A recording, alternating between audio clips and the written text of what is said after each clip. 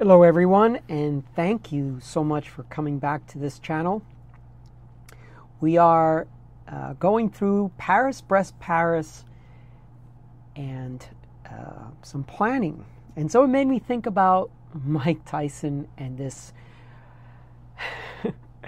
this quote: "Everybody has a plan until they get punched in the mouth."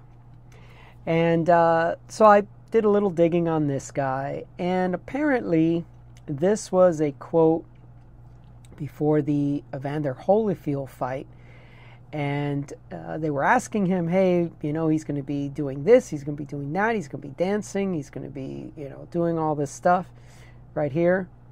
They were talking about his style. He's going to give you a lot of lateral movement. He's going to he's going to move, he's going to dance, he's going to do this and that. I said, everybody has a plan until they get hit. Then, like a rat, they stop in fear and freeze. So that's cool, but I still like this one, even though it doesn't seem like it was an original quote from him. Although, he then tweeted this back on October 2018. Oopsie. Let's back that up. Let's go back here. October 2018, on October 17th. And he says everyone has a plan until they get punched in the mouth. And he even called itself, he tagged it himself as Vintage Tyson. Anyway, enough about that. The reason I even thought about this is because I found this website on a Facebook forum, I believe. This gentleman here needs to deserve credit for putting this together. His name is Mark Allen. His frame number is K102. And he's also on Strava, so you could find him there. But this gentleman has put together this very useful and totally unofficial website. And it's a calculator. So let's look at this so you can understand what's happening here. So this blue shaded area is nighttime. This linear curve that has no deviation to it, straight line across, that is the 90-hour time frame, which is the max allowable time frame. But keep in mind, if you selected a different hour, for example, 84-hour time frame, then you only get 84 hours. I selected the 90-hour because I have no clue what to expect at this event. And so I selected the 90-hour time frame. Now, this blue dotted area or dotted line is your time, your controls. And then when you see a spike like this, this is when you have a long stay. So I have no idea. I do have a plan. I'm not going to get punched in the mouth, but I do have a plan, tentative. But I don't know how this is going to work out. Anyway, so what you do then, or to get these dotted lines, is you choose your starting wave. So that's Sunday at 7:45 p.m. and you choose a speed. So let's just say, because I have no idea, I've chosen 14 miles per hour, so 22.5 kilometers per hour. And the input here is you spend half an hour per control, right? Now, let's look at this so that you have a better idea of what each one of these mean. So when you have this little bread symbol here, that means it's food and services only, but not a control. In other words, this is an opportunity to stop, grab things, but it's not a mandatory stop to where you need to get your brevet card signed. Now, in the past few videos, I've mentioned that you have to stop at these controls. You have to get your brevet card stamped. In other words, I was here at this time. And each one of these controls has a closing time frame. So you get there at a certain time. As long as you're still within that window before the control station closes, you're allowed to continue on. So let's say, for example, we look at this first control, which is 203 kilometers into it. So let's just call it about 125 miles. So that would be this one here. And so the control closes at 9:14 a.m. So if we get in there, according to this, arrival time of 5:16, then you have about 5 hours, so 4 hours and 57 minutes of time in hand. In other words, you have a cushion of 4 hours and 57 minutes. The next control is 90 kilometers away.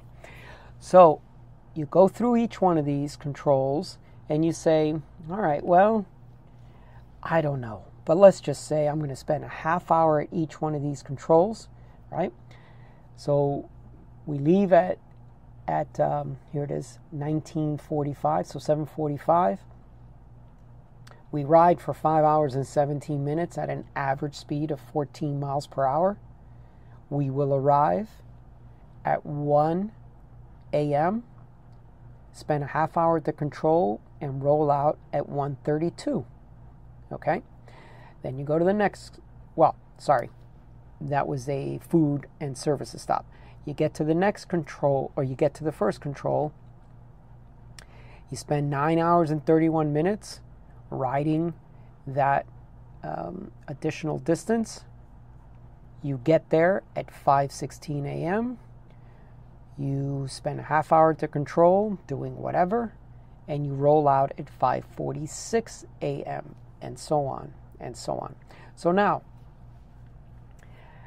not knowing how each one of these controls and food and services stops, how they are as far as how many people are going to be there. Because remember, there's about 8,000 people. I don't know what the final rolling amount of riders is going to be, but it was an 8,000 person limit. So at some point, you are going to, and let me show you with my fingers, you're going to have this bell curve of people, right? So the really slow people, the medium people, and then the really fast people, right? So if you can imagine this bell curve that I'm drawing, that is called the bulge. And this is the majority of the riders that are either in front of you by 1 or 2 controls or behind you by 1 or 2 controls. And maybe there's, 4 or 5 controls that have this massive amount of riders coming through. So when I sit here and guesstimate a half hour at each control, I'm thinking, okay, get to the control, I have to get my brevet card stamped.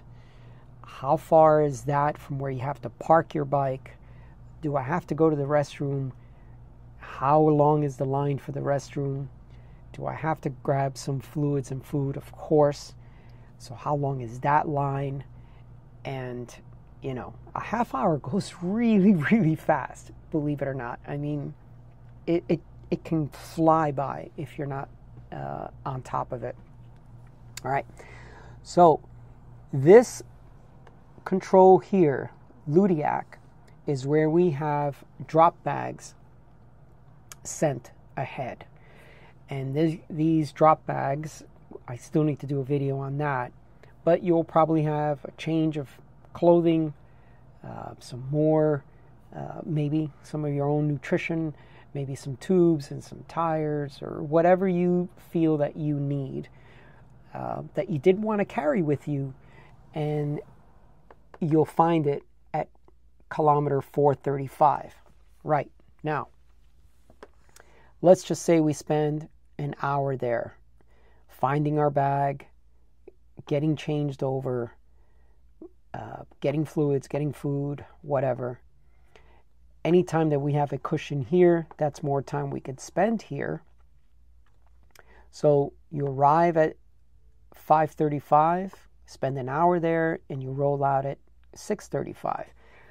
So these little half moon crescents or whatever, they signify nighttime. So, okay, it's still not nighttime. I've noticed that the sun is setting around 21:30, so about 9:30 is when the sun is setting. So then you're looking at this one more food location. Get in there about 8:40, another half hour to grab some stuff, roll out of there at 21:10, and get into Carhay. So 514 kilometers, let's just call that 300 miles or so. And that is 10:38 at night. Now, I have no idea how long this is going to take, but let's just say by the time you go in,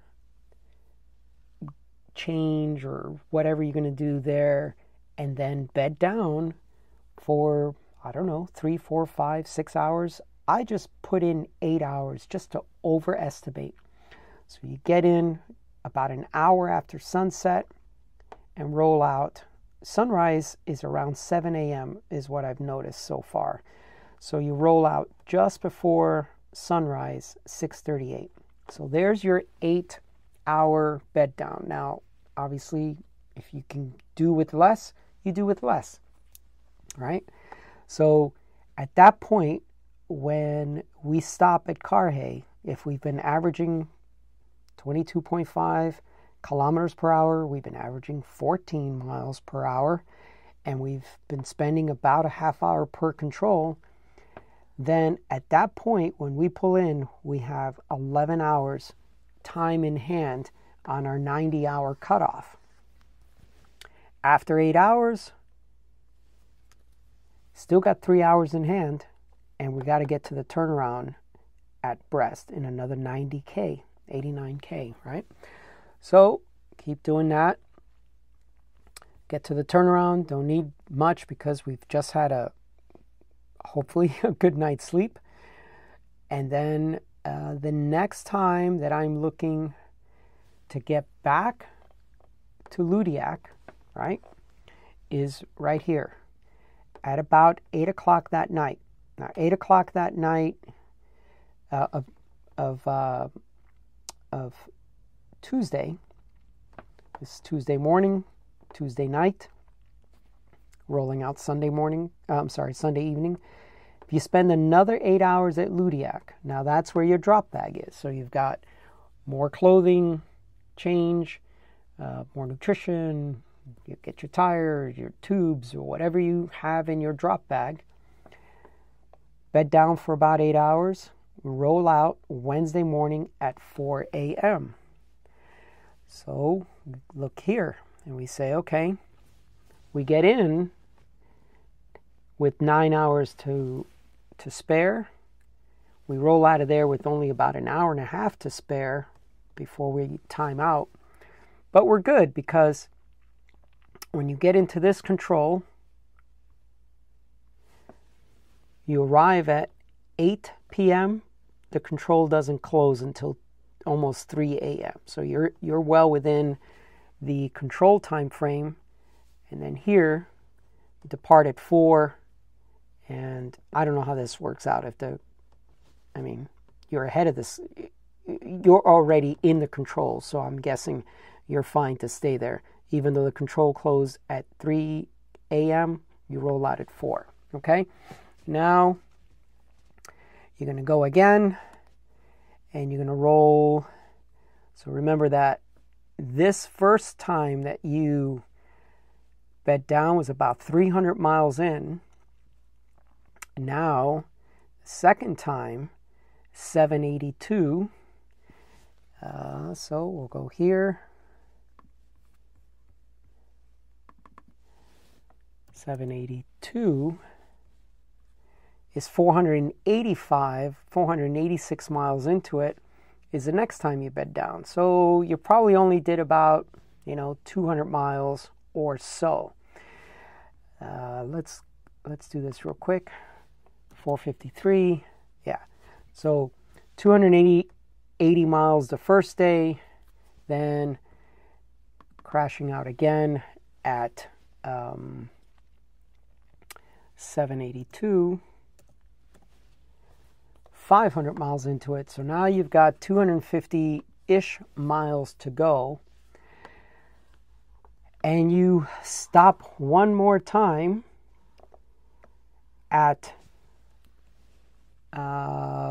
Morton. Take another 8-hour sleep. So from 8 o'clock on Wednesday night, roll out at 4 a.m. on Thursday. And then you've only got 200K to go. So let's say 125 more miles.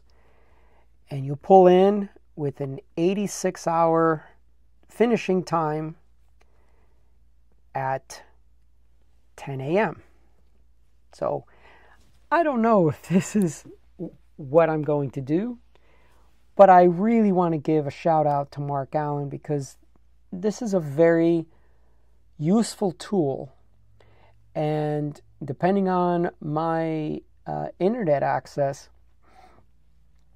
I probably will use this at some point during the ride because then I can see, what my average speed has been.